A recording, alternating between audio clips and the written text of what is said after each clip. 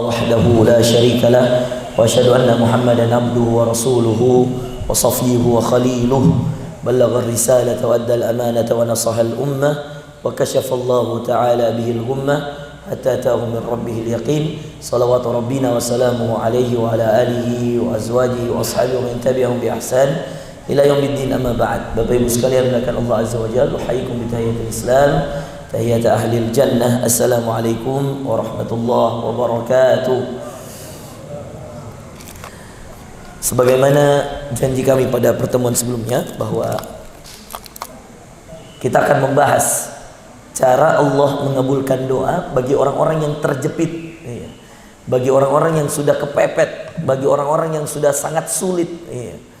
Sebelumnya kita membahas tentang materi bagaimana cara Allah mengabulkan doa-doa orang yang penuh dengan kenikmatan. Sulaiman, bagaimana cara Allah mengabulkan permintaan orang yang sudah banyak nikmat, banyak rezeki, terus ditambah lagi oleh Allah, ditambah. Sebagaimana kita bahas dalam surah An-Naml ayat ke-19 pada pekan sebelumnya. Maka pada kesempatan kali ini kita akan menjawab, di samping Allah bercerita tentang Sulaiman yang dikabulkan doanya dengan penuh kenikmatan, dalam keadaan penuh semua kebaikan yang dia miliki, semua mukjizat yang dia dapatkan dari Allah. Dengan itu Allah tambah setiap nikmat ditambah. Bahkan baru-baru saja terfikir untuk memindahkan singgasana Bilqis, sudah berdiri salah satu jin lalu kemudian mengatakan, saya memindahkannya sebelum kamu selesai berdiri. Memindahkan yang lain mengatakan, qala ifritu min ahlil kitab, dia mengatakan yang punya ilmu dari kitab, qabla an yartadda ilaika tarfuk. Ini baru Sulaiman kepikiran, sudah dijawab. Saking banyaknya nikmat. Yang satu lagi mengatakan, saya bisa memindahkannya sebelum selesai matamu berkedip. Falamma ra'ahu mustaqirran indah, kata Allah dalam Al-Naml, ketika Sulaiman betul-betul melihat sebelum matanya berkedip, singgasana itu sudah pindah, qala hadza min fadli rabbi. Lalu dia mengatakan, ini semua karunia dari Allah Tuhanku, dia beluani untuk mengujiku, aashkuru am akfur, apa aku bersyukur atau aku kufur.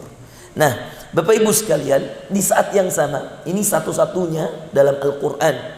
Kalau Bapak dan Ibu sekalian buka surah Al-Anbiya mulai dari ayat yang ke-183, ya. Dalam surah Al-Anbiya dalam 183 sampai 189 yang tadi kami baca pada rakaat kedua, Anda dan kita semua akan menemukan ada 3 nabi berurut kisahnya, lain-lain masalahnya, kepepet nih semua sudah dalam keadaan paling sulit, dan semuanya kata Allah, fastajabna lah, kami jawab doanya. Nah, ini yang perlu dipelajari Bapak Ibu sekalian. Berdoa di saat sempit, berdoa di saat kesulitan, yang mana kesulitan-kesulitan kita itu dalam ayat Al-Anbiya 83 sampai 89 itu doa kita dikabulkan. Kita kan kalau berdoa Bapak Ibu sekalian, kita butuh jawaban yang cepat. Tapi kadang-kadang kita tidak tahu adab yang benar. Kita butuh jawaban yang cepat, tapi kadang-kadang kita tidak tahu adab yang tepat untuk berdoa. Nah, ini penting Bapak Ibu sekalian. Mau dijawab Ustaz, mau haji tahun ini Ustaz, tapi cara berdoanya, adab berdoanya tidak tahu. Adab berdoa yang kemudian diceritakan dalam ayat-ayat ini sangat penting. Cara berdoa. Nah, melengkapi itu dari semua kisah Nabi dari 83 sampai 89 tadi ya. Kita wa Ayyub, wa Dhannun, wa Zakaria. 3 nabi lain-lain masalahnya. Ayyub sakit. Sudah kepepet. Kenapa kepepet? Semua orang sudah meninggalkannya. Pegawainya, anaknya dulu, kemudian istrinya terakhir. Tidak ada lagi yang mampu menemaninya. Semua hartanya sudah habis. Ayyub. Penyakitnya belum ditemukan obatnya waktu itu sampai sekarang. Bayangkan kalau ada penyakit kulit sampai keluar ulat-ulat dari sekujur tubuh Bapak Ibu sekalian. Ini sebagian para ulama mengatakan dan mendefinisikannya seperti itu. Meskipun riwayat berbeda-beda, tetapi ada yang paling kuat, yang paling sepakat, Ayub itu sakitnya dari dalam dan dari luar. Dari dalam dia kesakitan, dari luar dia membuat orang jijik melihatnya. Ini Ayub. Makanya dikatakan wa ayyuba idnada rabbah anni massaniyad dur. Dan ingatkah kalian ketika Ayub berdoa pada Allah? Dhannun pulang dalam keadaan kecewa. Wa dhannuni idz dhahaba mughadiba. Siapa itu Dhannun? Yunus. Ya, nama lain daripada Yunus itu Dhunnun, tapi dalam Al-Quran karena dia adalah orang kedua maka dikatakan wa dhannuni idz dhahaba mughadiba. Ingatkah kalian ketika Yunus pulang kecewa? Kenapa dia kecewa Bapak Ibu sekalian? Kecewa karena kaumnya tidak menerima dakwahnya, kaumnya tidak menerima ajakannya. Idz dhahaba mughadiba fa dhanna an lan naqdir alaihi. Diceritakan lalu dia pulang dalam keadaan kecewa. Dia naik ke atas sebuah kapal. Di atas kapal itu ada beberapa orang. Ada yang mengatakan dalam riwayat 8 orang, ada yang mengatakan 7 orang. Hingga kemudian akhirnya di tengah-tengah laut, di tengah-tengah laut itu, di tengah-tengah menjelang malam, ombak semakin kuat. Maka sepakatlah penduduk kapal, kalau tidak turun satu di antara kita, maka kapal tidak akan imbang. Maka kemudian harus dikur'ah namanya. Di Qur'ah itu diundi Bapak Ibu sekalian. Siapa yang keluar namanya dia harus lompat ke laut. Di Qur'ah keluar nama Yunus. Baru selesai dia lompat, belum berapa detik setelah dia masuk ke laut, ikan menghampirinya lalu masuk ke dalam perut ikan. Ini juga kepepet, ini juga kesulitan. Kenapa? Berada dalam 3 kegelapan. Fanada fil dhulumat. Kata para ahli tafsir, dhulumat itu 3 kegelapan yang ada dalam Yunus itu 3. Gelapnya perut ikan, gelapnya lautan dan gelapnya waktu malam. 3 kegelapan. Gelap perut ikan saja Pak sudah gelap sekali. Ditambah gelapnya laut, ditambah lagi gelapnya malam. Tapi subhanallah doanya Yunus, Allah ilaha illa anta subhanaka inni kuntu minadh dhalimin. Karena dia betul-betul berharap mau sekali keluar. Dia merasa masih banyak kaum yang harus didakwahi dan dia merasa salah mengakui kezalimannya. Lalu kemudian Allah jadikan ikan muntah. Apa-apa sebabnya ini? Nanti kita cerita. Allah muntahkan. Nah, Allah berfirman dalam ayat yang lain, laula an yakuna minal musabbihin. Ini perhatikan ya. Kalau dia tidak termasuk orang yang bertasbih, la labitha fi batnil hut. Dia akan berada dalam perut ikan ila yaumi yub'atsun, sampai hari kiamat. Bayangkan. Hampir-hampir Nabi Yunus di perut ikan terus Pak, sampai hari kiamat. Nah ini kata Allah dalam Al-Quran. Orang yang ketiga adalah Zakaria yang kita baca kisahnya. Nah inilah yang ajari kita cara berdoa. Inilah yang ajari kita kesabaran dalam berdoa. Zakaria, apa masalahnya Zakaria Ustadz? Tidak punya anak Pak, mau punya anak. Nah ini juga bisa dipakai doanya Zakaria ketika kemudian ada yang ingin punya anak. Atau kata para ulama ini juga bisa dipakai doanya ketika menginginkan seorang menantu yang soleh. Jadi kalau ada yang punya anak perempuan tapi belum punya menantunya, artinya belum punya anak laki-lakinya atau anak perempuannya, mau dicarikan jodoh yang soleh. Nah ini juga doa ini bisa dipakai. Rabbi la tadharni farda. Doa ini juga bisa dipakai untuk orang-orang yang ingin menikah, yang masih sendiri. Rabbi la tadharni farda. Ya Allah jangan engkau biarkan aku hidup seorang diri. Ini Nabi Zakaria. Nah sekarang Bapak Ibu sekalian kita simpulkan ya. Masing-masing Nabi ada kehebatannya. Masing-masing Nabi ada titik temunya kenapa Allah langsung jawab doanya. Kita mulai dari Ayub. Ayub orang kaya raya, 1. 2, Ayub keturunan orang kaya. 2, 3, kebunnya sangat luas, pegawainya sangat banyak, sampai banyak orang-orang di zaman dia hidup iri padanya. Ayub. Tapi Allah uji Bapak Ibu sekalian. Sekalinya diuji, ujiannya berat. Para ulama bahkan sepakat tidak ada lagi penyakit yang lebih parah, yang lebih membuat orang menderita, yang lebih sulit dibandingkan penyakit Ayub. Para ulama sepakat. Sama para ulama juga sepakat tidak ada lagi seorang manusia yang semua saudaranya hasad padanya, yang sampai 10 orang kakaknya benci padanya, melainkan Yusuf. Jadi ujian Nabi itu memang langsung yang terberat Bapak Ibu sekalian. Tidak ada Nabi kecuali diuji dengan ujian yang berat. Karena kata Rasulullah dalam hadis, asyaddun nasi bala'an al-anbiya. Orang yang paling berat ujiannya itu para Nabi. tsumma sholihina min ba'dihim, tsumma sholihina min ba'dihim. Lalu orang-orang soleh setelahnya, lalu orang-orang soleh setelahnya. Nah, Bapak Ibu sekalian, ada dua pelajaran dari Ayub kenapa doanya diijabah. Yang pertama, Ayub berdoa dalam keadaan ridha. Ini yang penting dihadirkan, Pak. Ini kan orang kalau kepepet, Pak, orang kalau udah sulit, nih ya, yang paling gampang keluar dari mulutnya menyalahkan Allah. Allah tidak adil. Masa yang sebelah tidak rajin sholat, saya rajin sholat, di sebelah rezekinya lancar, saya di PHK misalkan. Ya. Ini kalimat-kalimat yang justru menjauhkan Anda dari solusi. Ya.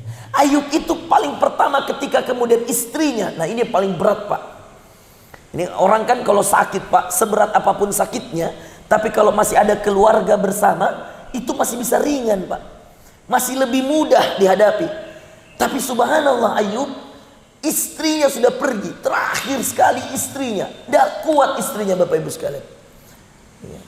Ini makanya tadi saya katakan, Ayub itu penyakitnya berat. Kenapa? Dari dalam hati sakit, dari dalam badan sakit, di luar menjijikkan. Ini lengkap, Pak. Ya. Di dalam sakit, di luar menjijikkan. Bayangkan, sampai istrinya sendiri jijik melihatnya, karena sudah tidak kuat melihatnya, tidak bisa merawat Ayub, pergi. Nah, apa bukti, Ustadz? Apa bukti Ayub ya ridho sama Allah? Jadi kunci berdoa pertama, Pak, kalau Anda kepepet, ridho dulu. Apa itu ridho? Ikhlas menerima semua kejadian, semua pemberian, semua yang terjadi yang diizinkan Allah untuk kita. Makanya coba lihat doanya Ayub. Ini doa juga boleh Anda pakai kalau ada yang sakit. Doa orang sakit tapi orang yang paling ridho. Kenapa? Karena dalam doanya tidak minta disembuhkan. Apa doanya? Wa ayyuba idnada rabbah. Ingatkah kalian ketika Ayub berdoa pada Allah? Anni massaniyad-dur. Ya Allah, aku terkena penyakit yang membahayakanku. Terus apa dia bilang? Setelah itu apakah dia bilang washfini dan sembuhkan aku? Tidak. Dia mengatakan apa? Wa anta arhamur rahimin. Dan engkau sebaik-baik yang maha penyayang. Isi doa Ayub cuma dua, Pak. Satu curhat, dua memuji, pujian. Memberikan informasi, curhat. Yang kedua memuji. Tidak ada minta disembuhkan. Ini ciri-ciri orang ridho, Bapak Ibu sekalian.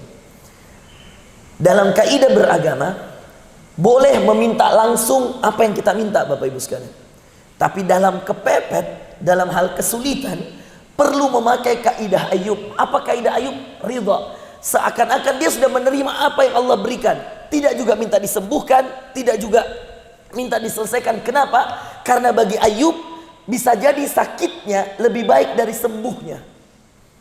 Paham maksud saya? Karena bisa jadi, Pak, ketika kita diuji, keadaan diuji ini menghapus dosa-dosa, justru cara Allah untuk menambah rezeki, justru mungkin cara Allah untuk memberikan kejutan. Kadang-kadang orang terlalu cepat memvonis Allah, padahal kadang-kadang lewat suatu masalah Allah ingin membesarkan kita. Makanya kunci pertama agar Allah ridha, agar Allah menjawab doa dalam keadaan sulitnya kita, dalam keadaan kepepetnya kita, ridha. Makanya cara kunci ridha itu apa, Ustaz? Tidak perlu menyebutkan permintaan. Iya, ini ridhanya Ayub. Wa ayyuba idnada rabbah. Satu curhat, cerita aja dulu sama Allah. Ya Allah, utang saya banyak, ya Allah. Ya Allah, saya baru di PHK. Tapi tidak usah bilang, carikan saya pekerjaan lebih bagus. Enggak perlu. Kita cuma mengatakan wa anta arhamur rahimin, engkau sebaik-baik yang maha penyayang. Jadi malah justru ketika dalam keadaan sulit dia memuji Allah. Nah, apa kata Allah dalam ayat 84-nya? Fastajabnalah. Coba. Ini satu-satunya kisah. Saya ulang ya, tadi dari awal, satu-satunya kisah dalam Quran yang satu-satunya halaman dalam Quran yang isinya 3 kisah Nabi, 3 doa Nabi, 3 jawaban Allah. Setiap habis doa ini 3 nabi ini, Pak, semua kalimat setelahnya fastajabnalah. Ayat 84 ya, fastajabnalah. Ayub 83 berdoa. Yunus 87 berdoa, 88-nya fastajabnalah, kami jawab doanya. Fastajabna kan mustajab. Kemudian Zakaria 88 berdoa, 89-nya dijawab. Fastajabna lah. Coba. 89 berdoa, 90-nya fastajabna lah. Langsung Pak. 83, 84. Kemudian tadi Yunus 87, 88. Zakaria 89, 90. Itu dijawab semua. Nanti buka Al-Anbiya, buka sendiri baca tafsirnya. Kami jawab doanya. Berarti kan semua doa ini memiliki sesuatu ini. Nah, ini yang kita kaji. Apa sesuatunya Ayub? Ridha kepada Allah. Yang kedua, Ayub punya kelebihan lagi. Wa anta arhamur rahimin. Memuji Allah dengan sebaik-baiknya pujian. Kan biasanya orang bilang ya Rahman, ya Rahim. Kalau Ayub bukan. Wa anta arhamur rahimin. Tahu artinya arhamur rahimin? Kalau ya Rahman yang maha pengasih, ya Allah yang maha penyayang, ya Rahim. Tapi kalau kita bilang arhamur rahimin, engkau sebaik-baik yang maha pengasih lagi maha penyayang. Ini kunci kedua berdoa Pak. Berdoa kepada Allah dalam keadaan sulit, susah, tapi memuji Allah dengan pujian terbaiknya. Sedangkan engkau sebaik-baik yang maha penyayang. Apa kata Allah setelahnya? Fastajabna lah. Lihat ayat selanjutnya. Fastajabna lahu fakashafna ma bihi min dur. Kami jawab doanya, kami angkat penyakitnya. Sudah? Belum. Kasih bonus. Wa atainahu ahlah. Kami kembalikan istrinya, lalu kami kembalikan anaknya.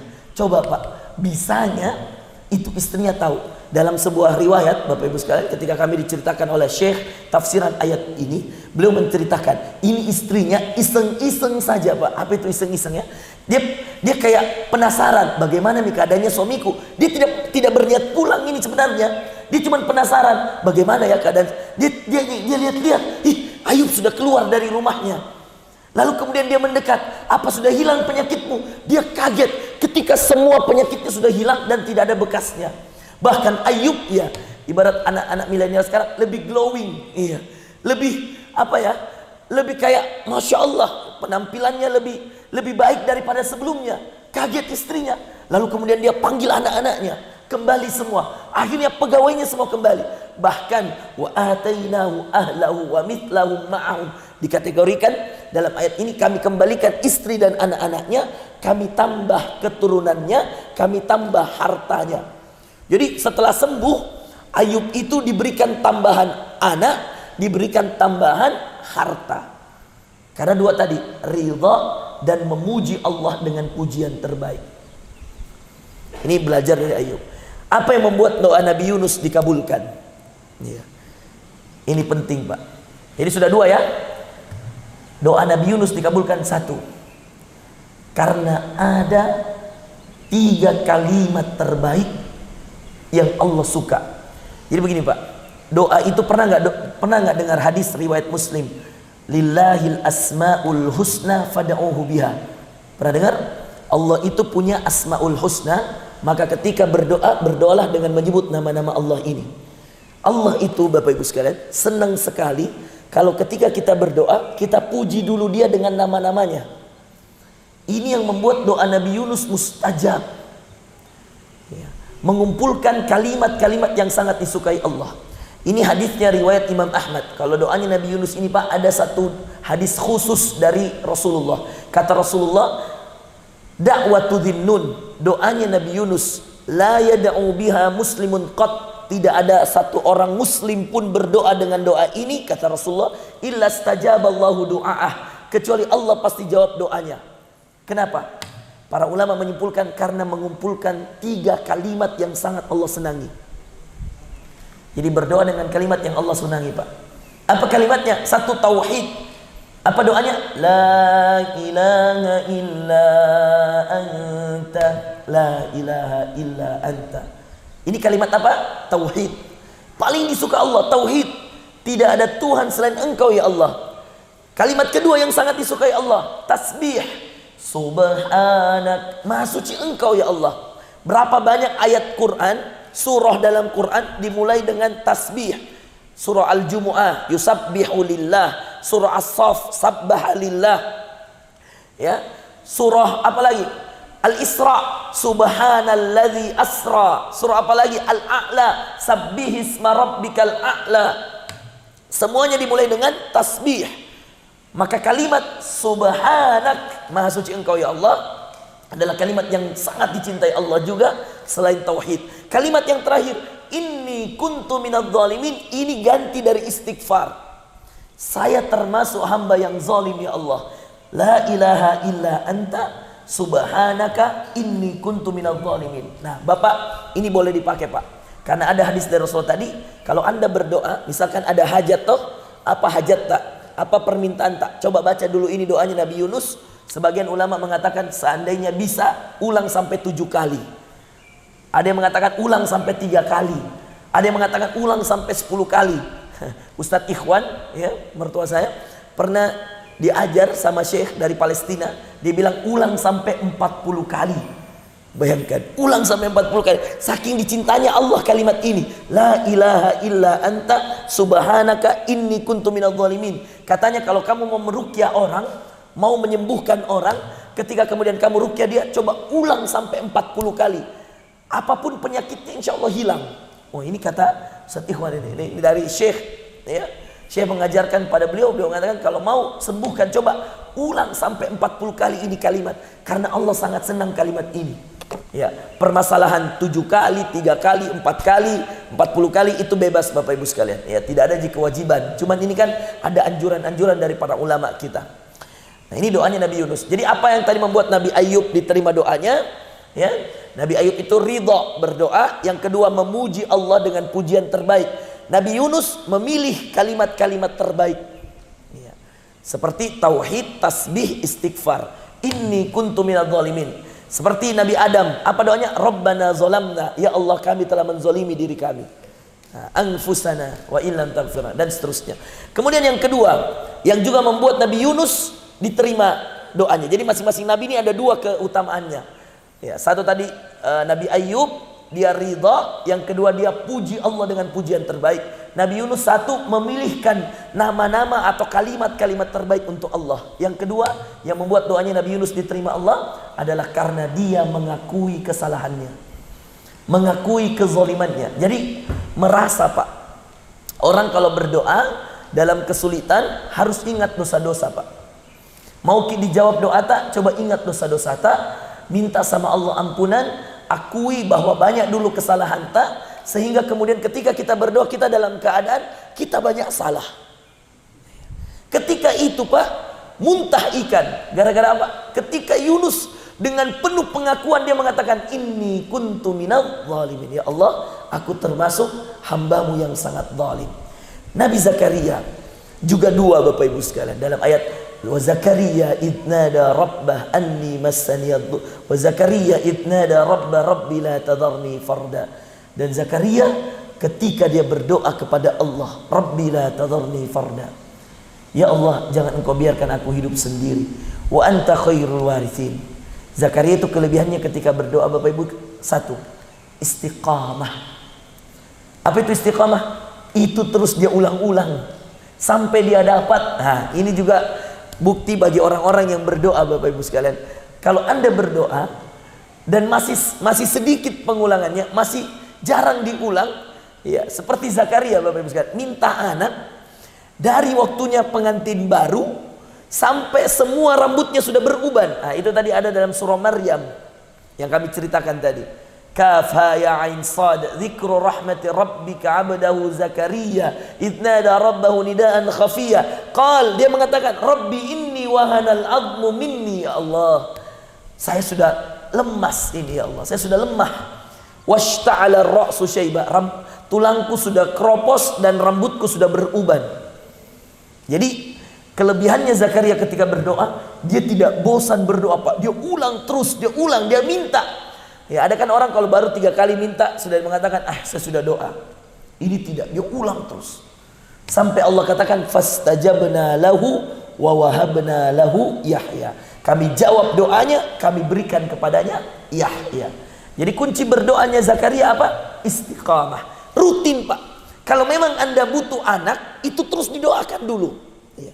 Kalau memang Anda mau haji, itu terus didoakan. Anda mau bangun masjid, itu didoakan terus, Pak. sampai Allah kasih. Jangan berhenti sebelum Allah kasih. Dan pasti Allah kasih. Karena Allah yang berjanji, ud'uni astajib lakum. Berdoalah, aku pasti jawab doa kalian. Tapi butuh kesabaran. Di antara kesabaran itu yang Nabi diabadikan dalam doanya, kesabarannya Zakaria ketika dia berdoa. Sampai beruban rambutnya, Mbak. Istrinya sampai sudah menopause. Bayangkan itu, sudah berhenti haid. Justru di saat dia beruban, justru di saat istrinya sudah berhenti haid, Allah karuniakan seorang anak dan dijadikan nabi. Nah, ini bukti bahwa doa itu butuh istiqamah. Yang terakhir, ya, yang poin kedua dari Zakaria, kelebihannya Zakaria ketika berdoa, Bapak Ibu sekalian, idnada rabbahu nidaan khafiyya. Cara berdoa yang terbaik, kalimatnya lembut dan curhatnya panjang. Tapi itu curhat panjang, Pak. Zakaria itu, Pak, dia cerita semuanya. Ya Allah, rambutku sudah beruban. Ya Allah, ya, dia katakan tulangku sudah keropos. Bayangkan, memangnya Allah tidak tahu rambutnya sudah beruban? Allah tahu, Pak. Tapi ini cara biar Allah jawab doa. Nah, ini terserah ya, Bapak mau percaya atau tidak. Ini kami pelajari, Pak. Ini Zakaria, doanya dikabulkan karena dua. Satu, istiqomah. Apa itu istiqomah? Setiap doa minta, setiap doa minta, setiap doa minta. Entah kapan Allah kabulkan, pokoknya dia minta sampai Allah kabulkan. Ibaratnya kayak mengkandang paksa Allah. Pokoknya saya mau anak, saya mau anak. Dan dia minta khusus laki-laki. Memang Zakaria, Pak, minta anak laki-laki karena dia sudah tua, dia sudah tahu bahwa dia butuh anak. Apa yang membuat dia curhat? Coba lihat itu surah Maryam. Satu halaman, yang tadi saya baca rakaat pertama, satu halaman isinya tentang curhatnya Zakaria. Dicerita semua, Pak. Qala rabbi inni wahanal 'azmu minni. Ya Allah, tulang saya sudah keropos. Artinya berdiri saja sudah kadang-kadang udah nggak kuat, jalan sudah sakit. Washta'ala ar-ra'su syaiba. Semua rambutku sudah putih. Walam akum bidu'aika rabbi syaqiyya. Dan saya tidak pernah bosan berdoa padamu. Lanjut, apa dia bilang? Ya, ketika kemudian dia sudah cerita tulang keropos, rambut beruban, dia cerita kenapa dia minta anak laki-laki. Ya. Wa inni khiftul mawaliya min warai. Ayat selanjutnya, dan saya takut ya Allah, kalau besok-besok saya meninggal, saya takut tidak ada yang melanjutkan perjuanganku. Coba dicerita, ya Allah, saya takut besok-besok meninggal, Kak. Siapa yang lanjutkan ya Allah? Khiftul mawaliya min warai wa kanat imraati aqira. Sedangkan kau tahu ya Allah, masih curhat ini, Pak. Sedangkan kau tahu ya Allah, istriku mandul. Istriku tidak bisa punya anak, rahimnya bermasalah. Bayangkan, dia cerita. Biar keadaan istrinya dicerita. Padahal kan Allah tahu keadaan istrinya, Pak. Tidak perlu disebutkan sebenarnya, Allah lebih tahu. Tapi itulah adab berdoa, Pak. Kalau mau dijawab, coba berpanjang-panjang cerita sama Allah. Washta'ala ar-ra'su syaiba. Akhirnya, ya Zakaria, inna nubashshiruka bi ghulam. Dijawab oleh Allah, wahai Zakaria, kami jawab doa. Nah, ini kadang-kadang yang poin terakhir ini dari Zakaria, Pak, yang paling sulit. Kita ini kalau cerita sama orang kuat, di warkop 2 jam, 3 jam cerita, datangi orang untuk menyelesaikan masalah. Nah, belum tentu orang itu selesaikan masalah kita. Iya. Dan sedangkan sama Allah baru 5 menit angkat tangan, pusingnya apalagi mau bilang. Coba, ya enggak? Ya enggak, Pak? Subhanallah. Malu kita sama Allah, Masya Allah. Hajat kita banyak yang bisa menyelesaikan Allah, tapi ketika curhat sama Allah, kita tidak bisa panjang. Artinya apa? Ketika kita curhat sama manusia bisa sampai 2 jam, seakan-akan harapan kita kepada manusia itu. Padahal yang bisa menyelesaikan masalah kita siapa? Allah. Iya. Masuk anak saya ini, Pak, Masya Allah, lama curhat di Mekah. Iya. Saya sudah 3 tahun menikah, jalan 4 tahun, belum ada anak kodong. Iya. Minta sama Allah, nangis-nangis, Pak. Iya, sama istri, ajak istri pergi umroh dari Sudan. Kebetulan waktu habis S2 mau pulang ke Indonesia, kita bilang kita umroh deh, lama-lama backpacker begitu. Doa, nangis-nangis cerita. Di antara saya curhat sama Allah, ya Allah, sedihnya ya Allah, berapa orang anak muda saya nikahkan, adik ipar saya kasih nikah, saya nikahkan, saya uruskan nikahnya ya Allah, dia duluan punya anak. Adik saya nikahkan ya Allah, berapa banyak adik-adik kelas di Sudan saya kasih nikah ya Allah, semua sudah gendong anak ya Allah. Malu kadang-kadang saya diminta khatib nikah, sedangkan yang saya kasih nikah dulu sudah datang gendong anak, saya belum ya Allah. Cerita, Kak, Pak, sama Allah. Ya. cerita, dan pulang umroh Pak cuman 1 bulan. Subhanallah. Allah tiba-tiba istri bilang, ih terlambat ke haid ini. Saya bilang, ih jangan-jangan kayak dulu lagi, kita berharap tapi kecewa. Jangan dulu terlalu berharap, berdoa lagi, berdoa. Alhamdulillah Allah kasih anak Pak. Ya, 8-9 tahun ini pernikahan Pak, baru 1 anakku kodong. Ya, karena Allah ujiannya beda-beda Pak. Ya. Ya, sedangkan ipar-ipar saya yang lain itu banyak-banyak anaknya. Kak Faisal itu 5 anaknya. Siddiq 3 anaknya, adik ipar. Padahal dia menikah setelah saya 3 tahun. Kan orang rezeki-rezekinya beda, ujiannya juga beda. Ya, saya termasuk ujian saya anak Bapak Ibu sekalian. Lama ini baru saya dikasih anak. Ya, dan ini alhamdulillah dikasih laki-laki Pak, masya Allah. Ya. Zakaria itu 1 anaknya, Ibrahim itu juga masing-masing istri satu-satu anaknya. Ya, ujian kita beda-beda. Nah inilah semua Bapak Ibu sekalian. Ketika kita berdoa, kita melihat bagaimana Nabi berdoa. Insya Allah dengan kesulitan tadi, dengan cara-cara yang Nabi Ayub dengan 2 cara tadi, Nabi Yunus dengan 2 cara, dan Nabi Zakaria dengan istiqomah dan curhatnya yang panjang. Mudah-mudahan itu bagian daripada cara Allah menjawab doa-doa kita. Jangan pelit untuk curhat sama Allah, karena doa itu Pak tidak harus selalu minta-minta. Jangan dikira doa itu ya Allah sehatkan, ya Allah sembuhkan, ya Allah. Jangan dikira begitu cara berdoa. Justru itu kata para ulama mazmum, tercela. Sedikit-sedikit minta. Tidak mau cerita. Iya. Saya minta. Kita aja Pak manusia, kalau dia tanya orang ini minta ini minta. Kadang-kadang hati juga berat Pak. Tapi coba ajak ngobrol, cerita. Coba. Itu senang juga kita. Nanti terakhir meskipun orang itu tidak minta, kadang-kadang kita yang tanya, apa masalah tak? Kan itu biasanya. Ya enggak? Kalau orang cerita, ngobrol. Tapi kalau ada orang datang minta. Begitu juga Allah Pak. Tiba mau minta, terus minta. Tapi tidak mau ajak Allah curhat. Tidak mau cerita lama-lama sama Allah. Jadi salah besar kalau ada orang berdoa hanya mengatakan doa itu minta. Salah. Doa itu pujian, doa itu curhat, doa itu menyebutkan asmaul husna, doa itu menyebutkan nama-nama baik Allah, doa itu cerita keadaan sama Allah meskipun Allah sudah tahu. Iya, seperti Zakaria ketika berdoa. Nah, inilah adab berdoa yang perlu kita tahu Bapak Ibu sekalian, supaya Allah menjawab doa-doa kita. Dan juga termasuk tadi, doa itu mengakui kesalahan. Itu semua cara Allah menceritakan pada kita cara nabi-nabinya berdoa sehingga Allah kabulkan doa-doanya. Jadi bagi yang belum dikabulkan doanya, coba pakai cara ini tadi Pak. Coba curhat, sebut asmaul husna, mengakui kesalahan, istiqomah, setiap doa sebutkan, dan minta sama Allah dengan penuh kekhusyuan, suara yang lemah lembut, dan seterusnya. Demikian ya Bapak Ibu sekalian melakukan Allah. Jazakumullah khair ya, makasih sudah diberi waktu Haji ya. Insyaallah mohon doanya juga. Saya tanggal 19 ya, menghitung hari Pak ya. 6 hari lagi insyaallah berangkat umroh. Mudah-mudahan dimudahkan Allah ya di semuanya insyaallah. Kalau ada yang mau titip doa ya boleh, nanti kita doakan di sana insyaallah. Semoga Allah Subhanahu wa taala memberikan pada kita kemudahan-kemudahan, taufik dan hidayah, sehingga kita semua dimudahkan dalam kebaikan-kebaikan dan ketaatan. Demikian, jazakumullah khair. Tutup dengan kafaratul majlis. Subhanakallahumma wa bihamdika asyhadu an la ilaha illa anta astaghfiruka wa atubu ilaik. Wassalamualaikum warahmatullahi wabarakatuh.